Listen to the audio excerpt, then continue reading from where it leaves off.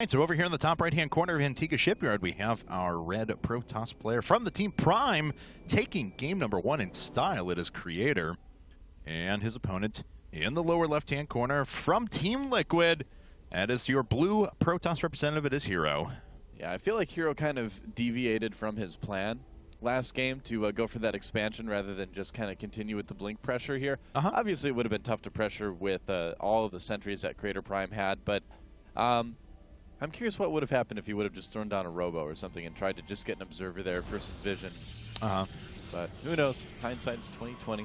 Yes, it is. And it was funny there. I was watching because the two players, Creator was not mineral stacking, HerO was, and HerO was 5 resources ahead. Yeah, so that's pretty good. Very, very small. You know, it's something to do with your APM, though, at the beginning. If, you know, a lot of players would just spam out actions and things like that to warm up their fingers, but that's something that's seems a little more constructive, at least, you know? It's really not that hard, too, once you get the hang of it. I mean, yeah, when I play Zerg, I like choose where each egg goes to, which patch it goes to, as I'm making drones in the early game.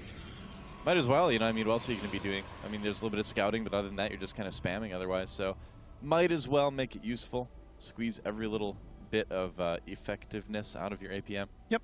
Both these guys opting for 12 gateways, and we'll see what they end up going with after that. How much chrono boost they save up is really going to be telling. So, you know, Creator's been foregating a lot. It's been variations, as we saw a defensive foregate that last time, so we could get out those 4 early sentries, but he has been opting to foregate quite a bit in the PvPs that we've seen out of him recently. His macro is just really, really tight, too, so you can always kind of count on Creator Prime having as many units as possible at any point in the game, too.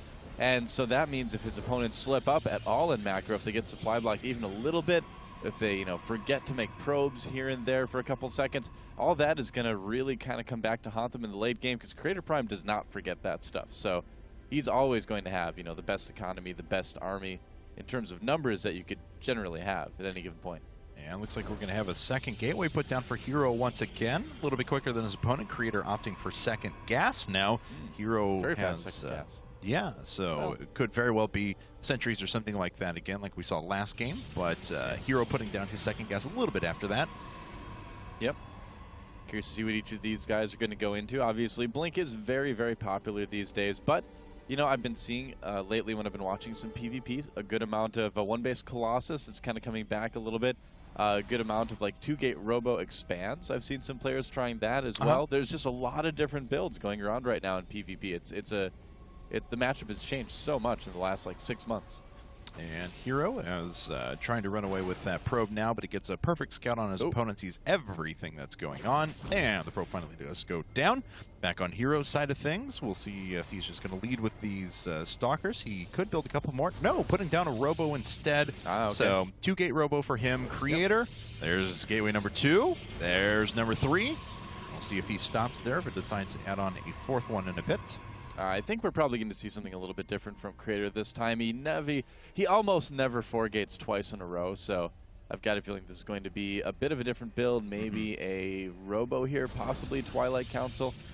Probably Twilight Council. It's got quite a bit of resources saved up, so even adding in those sentries right now, so it'll be pretty easy for him to put one of those down.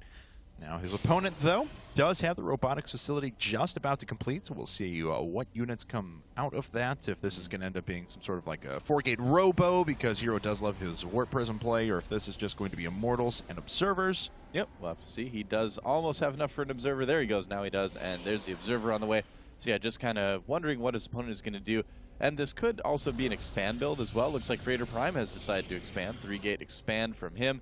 While saving up a lot of gas, so he just wants to be able to make a lot of sentries if he needs to, wants to have plenty of gas for that tech as well.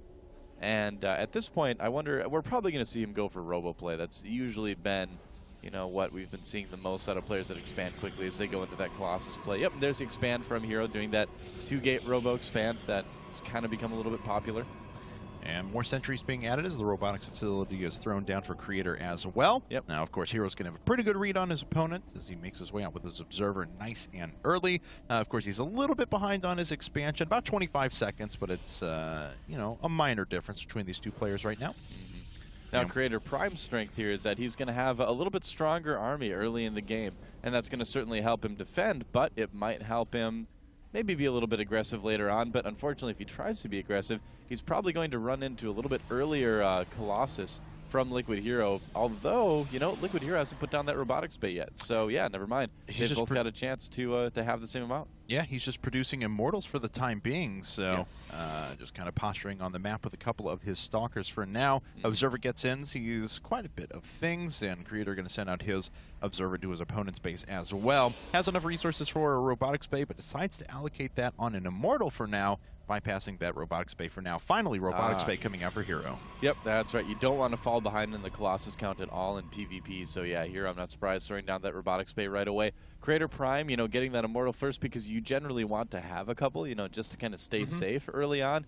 But that's going to delay his Colossus. He's going to be like at least one Colossus behind perpetually. Oh, he's going for a Twilight Council though. Yeah. So all right, looks like it's going to be like Immortal Blink rather than Colossus play for Creator Prime. You know, it used to be in PvP, excuse me, that it was if you fell behind in Colossus play, yeah, War Prism coming up now for HerO.